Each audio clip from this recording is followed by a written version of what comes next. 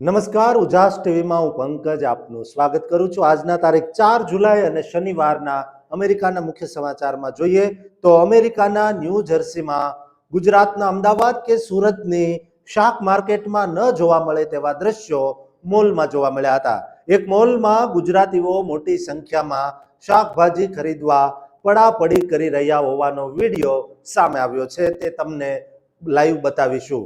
ઉપરાંતના સમાચારમાં જોઈએ તો અમેરિકામાં હાલ કાળઝાળ ગરમી પડી રહી છે, જેના કારણે વીજળીનું ઉત્પાદન કરતી ગ્રીડ સાવ બેસી જતા લોકોને ભારે હાલાકીનો સામનો કરવો પડ્યો છે।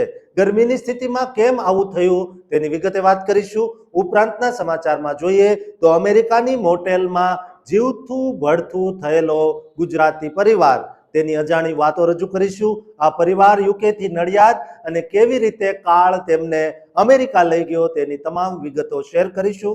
તો ચાલો તમામ સમાચાર જોઈએ વિસ્તારથી। અમેરિકાના ન્યૂ જર્સીમાં આ અઠવાડિયે અમદાવાદ કે સુરતની શાક માર્કેટમાં ન જોવા મળે તેવા દ્રશ્યો કેમેરામાં કેદ થયા હતા। તેનો સૌ પ્રથમ વિડીયો જોઈ લો।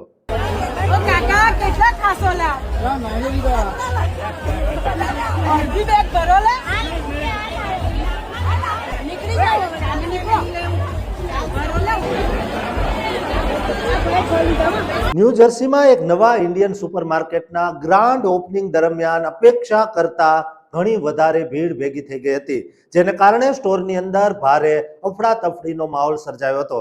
સ્ટોરમાં ગ્રાહકોનો અચાનક ઘસારો થવા પાછળનું મુખ્ય કારણ એક જાહેરાત હતી, જેમાં ઉદ્ઘાટન નિમિત્તે પ્રમોશનલ ઓફર હેઠળ પરવળ માત્ર $1.99 પ્રતિ પાઉન્ડ એટલે કે 370 રૂપિયા કિલોના ભાવે આપવાની જાહેરાત કરવામાં આવી હતી। સામાન્ય રીતે આયાત થતી શાકભાજીના ભાવ કરતા આ ખૂબ જ મોટું ડિસ્કાઉન્ટ હતું।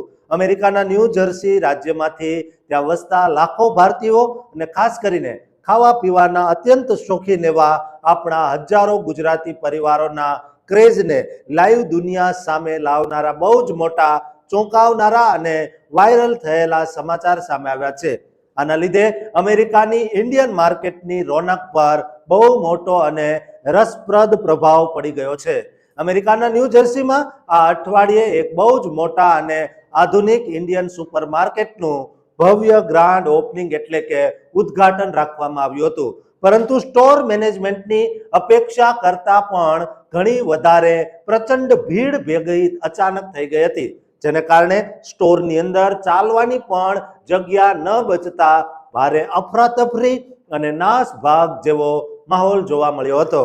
સ્ટોરમાં ગ્રાહકોનો આ અચાનક ધસારો થવા પાછળનું અસલી કારણ સ્ટોર દ્વારા કરાયેલી એક ધમાકેદાર જાહેરાત હતી, જેમાં ઉદ્ઘાટન નિમિત્તે સ્પેશિયલ ઓફર હેઠળ ભારતનું પ્રખ્યાત દેશી શાકભાજી એટલે કે પરવળ માત્ર $1.99 પ્રતિ પાઉન્ડ એટલે કે આપણા ભારતીય રૂપિયા પ્રમાણે આશરે 370 રૂપિયા કિલોના બહુ જ સસ્તા ભાવે આપવાની જાહેરાત કરવામાં આવી હતી।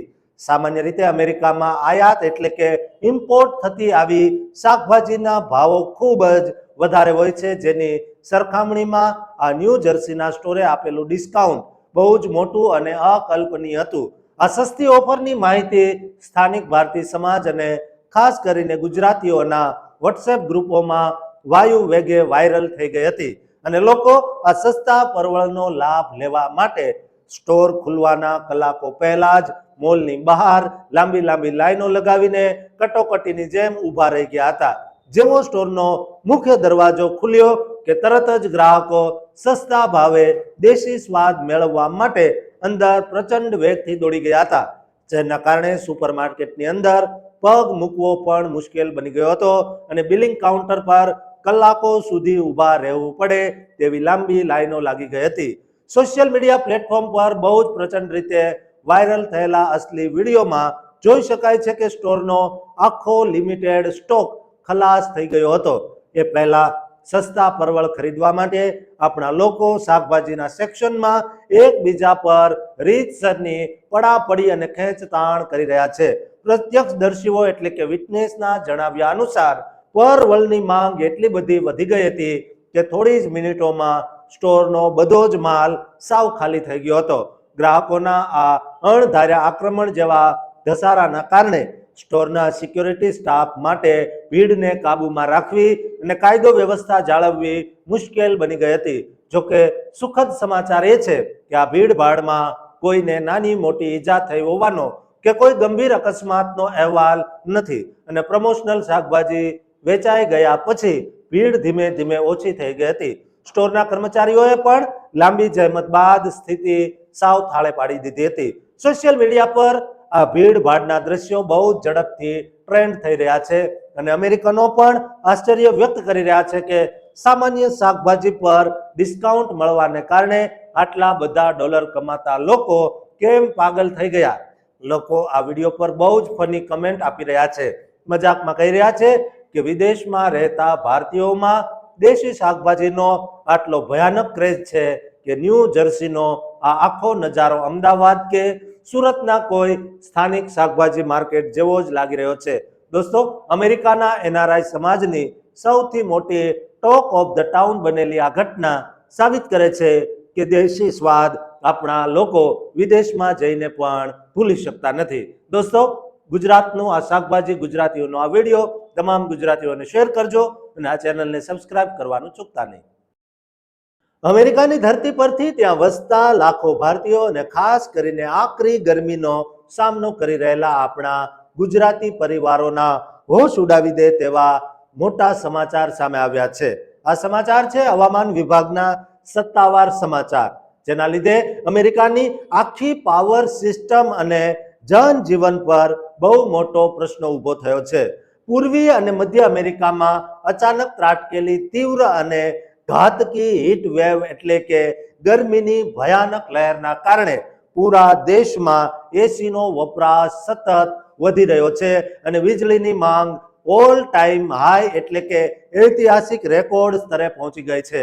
આ કુદરતી કટોકટીનો અસલી ડેટા એટલો ભયાનક છે કે દેશના અંદાજે 160 મિલિયન એટલે કે 16 કરોડ જેટલા અમેરિકનો, જે દેશની કુલ વસ્તીના લગભગ અડધા થાય છે, તેઓ હાલમાં મેજર અથવા એક્સ્ટ્રીમ હીટ વોર્નિંગના કઠોર સરકારી સકંજા હેઠળ આવી ગયા છે.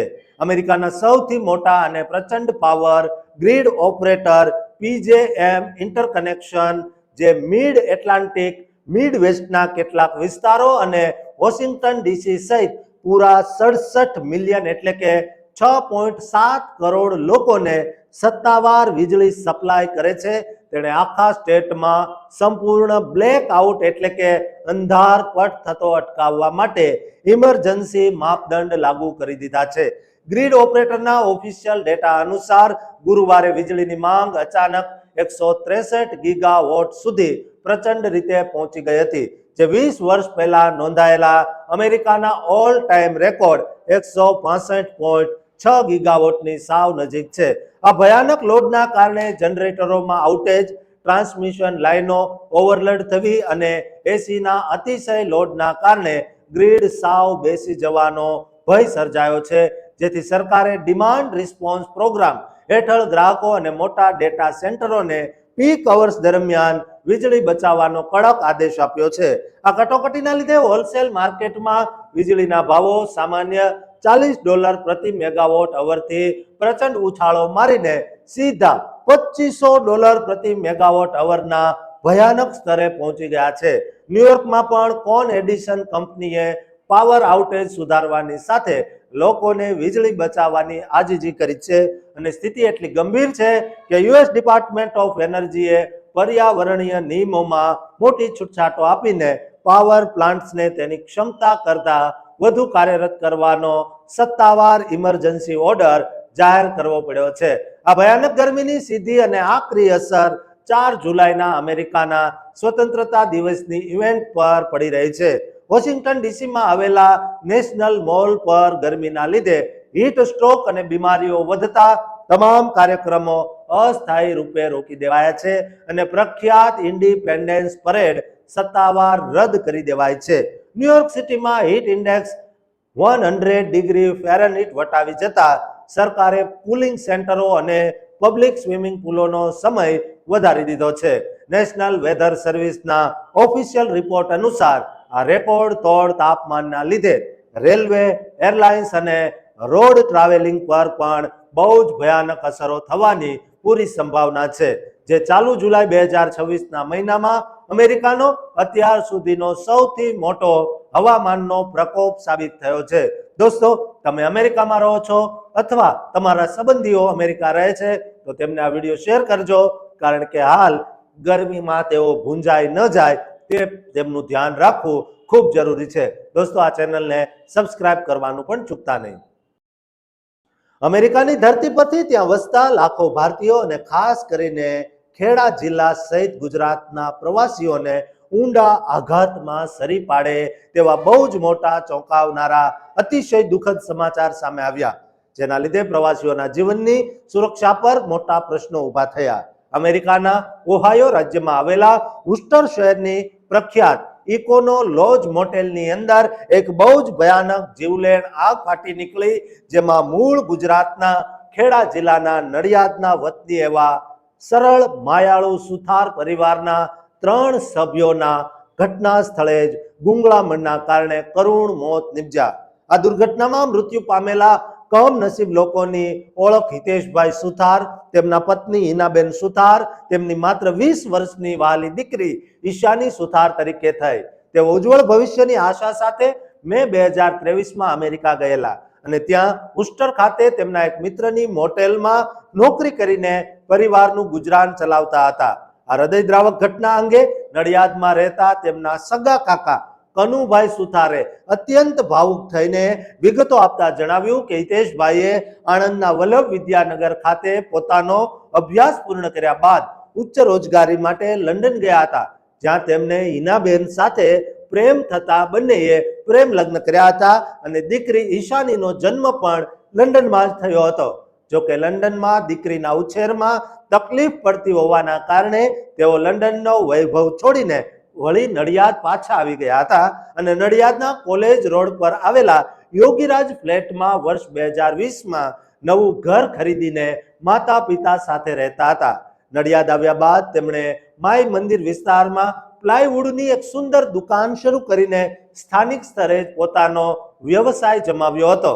પરંતુ વૈશ્વિક મહામારી કોરોના કાળ દરમિયાન હિતેશભાઈના પિતાનું આકસ્મિક અવસાન થતા પરિવાર તૂટી પડ્યો હતો અને પિતાના અવસાન બાદ જ તેમની અમેરિકા જવાની ફાઇલ મંજૂર થતા તેઓ અમેરિકા ગયા હતા. કાકા કનુભાઈએ પખવાડિયા પહેલાની છેલ્લી વાત યાદ કરતા રડી પડ્યા અને જણાવ્યું કે અકસ્માતના માત્ર 15 દિવસ પહેલા જ હિતેશભાઈ સાથે ફોન પર વાત થઈ હતી, જેમાં હિતેશભાઈએ વતનની પ્રચંડ ગરમીની ચિંતા કરતા કહ્યું હતું કે નડિયાદમાં અત્યારે ગરમી ખૂબ વધુ છે, જેથી આપણા બંધ ફ્લેટમાં જે એસી લગાવેલું છે તે કાઢીને તમારા ઘરે લગાવી દો, જેથી તમને આકરી ગરમીથી રાહત રહે.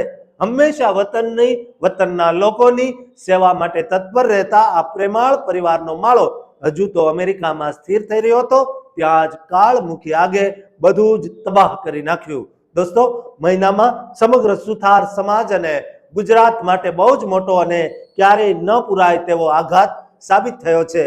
જે હિતેશભાઈ બીજાને ગરમીમાં જોઈ ન શકે તે હિતેશભાઈ જ પ્રચંડ ગરમીની જ્વાળાઓમાં જીવતા ભૂંજાઈ ગયા હતા. દોસ્તો, વતનની સાથે જોડાયેલી યાદો આજે પણ અકબંધ છે. અમેરિકામાં રહેતા, મોટેલમાં કામ કરતા કે સ્ટોરમાં કામ કરીને આજીવિકા રળતા અમેરિકામાં રહેતા આપણા તમામ ગુજરાતીઓ પોતાના જીવનની સુરક્ષા માટે ખૂબ વિચારે, કારણ કે તંત્ર આટલું નહીં વિચારે. દોસ્તો, આપણી સુરક્ષા આપણા હાથમાં છે. દોસ્તો, આ વિડીયો પસંદ આવ્યો હોય કે ન આવ્યો હોય, તમામની સુરક્ષા માટે આ વિડીયો શેર કરજો અને આ ચેનલને સબસ્ક્રાઇબ કરવાનું ચૂકતા નહીં.